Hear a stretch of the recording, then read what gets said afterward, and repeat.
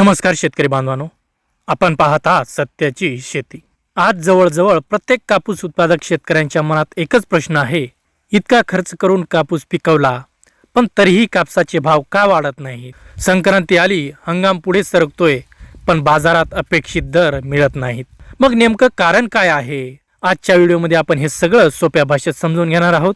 यावर्षी देशात कापसाचं उत्पादन अपेक्षेपेक्षा जास्त झालेलं आहे।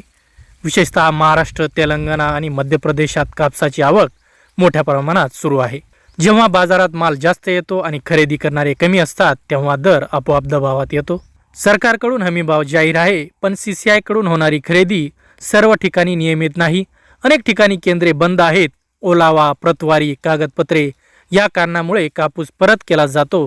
त्यामुळे शेतकऱ्याला शेवटी खासगी व्यापाऱ्यालाच कापूस विकावा लागतो आणि व्यापारी कमी भाव देतात। सध्या सूत गिरण्यांची परिस्थिती फारशी चांगली नाही।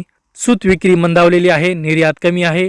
मिल्सकडे आधीच साठा भरपूर आहे, म्हणून मिल्स कापूस खरेदीत घाई करत नाहीत आणि याचा थेट परिणाम कापसाच्या भावावर होतो।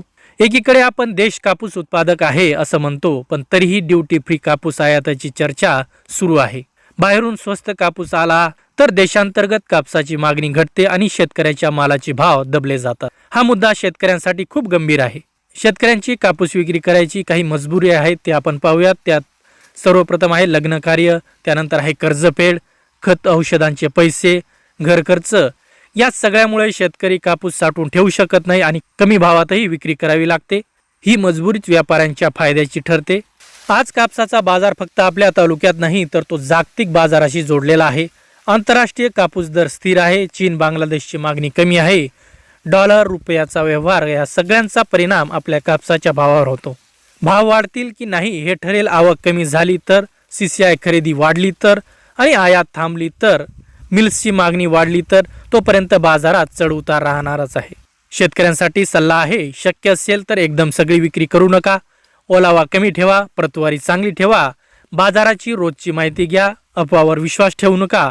शेतकरी बांधवांनो, कापसाचे भाव का वाढत नाही यामागे एक नाही तर अनेक कारणे आहेत। फक्त शेतकरी दोषी नाही तर धोरणे, बाजार व्यवस्था आणि आयात निर्यात याचाही मोठा वाटा आहे।